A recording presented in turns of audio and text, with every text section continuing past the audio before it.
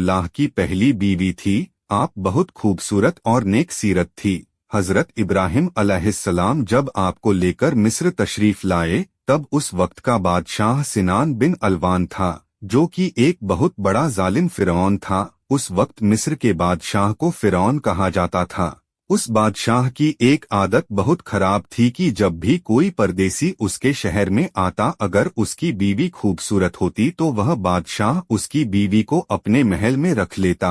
चूंकि हजरत सारा बड़ी खूबसूरत थी, इसलिए हजरत इब्राहिम अलैहिस्सलाम को हमेशा फिरौन का डर लगा रहता।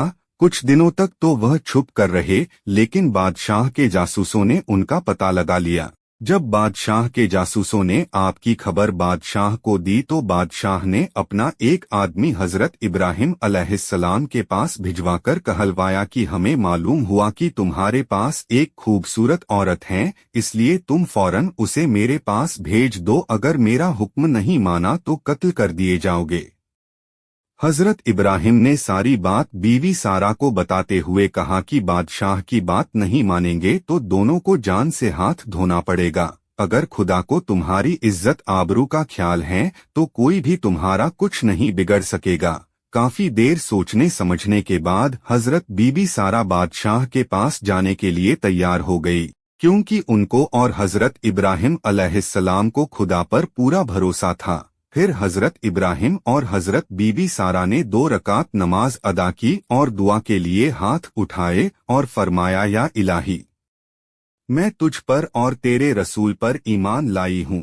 किसी जालिम काफिर को मेरे ऊपर हावी न होने देना। मेरी इज्जत व आबरू की हिफाजत करना। फिर नमाज और दुआ से फारिग होकर आप बादशाह के शाही नौकर के साथ बादशाह के दरबार पहुंची। आपकी खूबसूरती को देखकर बादशाह हैरान रह गया और अपने नापाक इरादों से मुस्कुराता हुआ जैसे ही आपकी तरफ बढ़ा और करीब पहुंचने पर जैसे ही उसने अपने दोनों हाथ हजरत बीबी सारा की तरफ बढ़ाए, उसी वक्त उसका दम घुटने लगा और वह जमीन पर गिरकर तड़पने लगा और हजरत बीबी सारा से बड़ी इज्जत से बोला, खुदा के लिए मुझे इस मुसीबत से बचाइए, मैं आपको हाथ लगाने की गलती कभी नहीं करूंगा।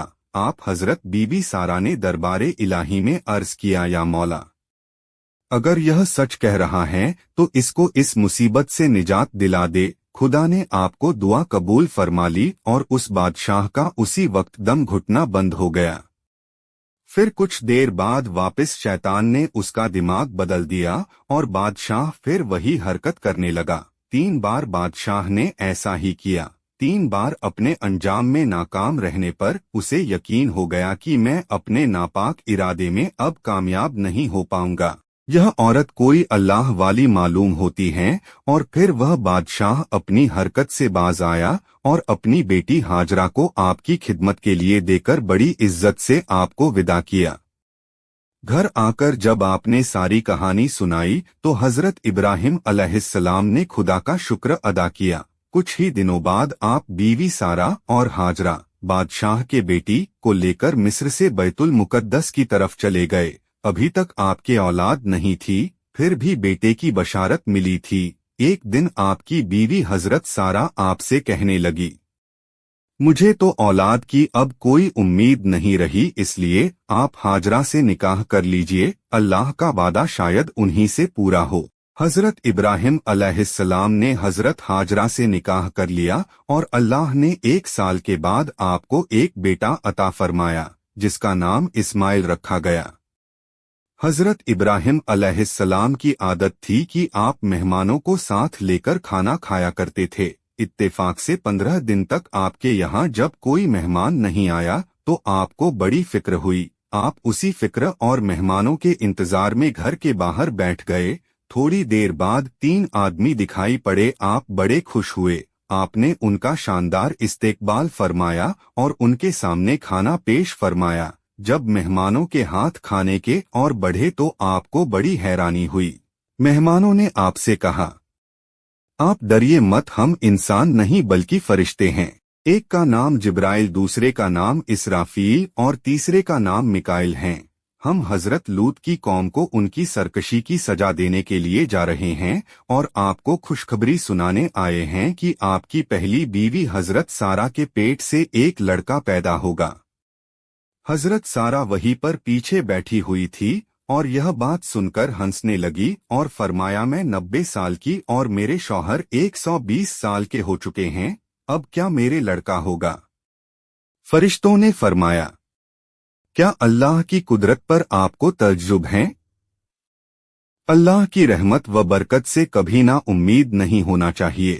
اتنا کہہ کر فرشتے چلے گئے اور حضرت سارا بیٹے کا انتظار کرنے لگی۔ چنانچہ 1 سال کے بعد اللہ نے انہیں بیٹا عطا فرمایا جن کا نام اسحاق رکھا گیا۔ حضرت ابراہیم علیہ السلام وہ خوش نصیب پیغمبر ہیں جن کے دونوں بیٹے نبی ہوئے، اس لیے آپ کو ابو الانبیاء کہا جاتا ہے۔ حضرت ابراہیم علیہ السلام نے 195 کی عمر پائی اور حضرت سارا نے 127 سال کی عمر پائی۔ اسے ہی اسلامک ویڈیو دیکھنے کے لیے چینل کو سبسکرائب کریں۔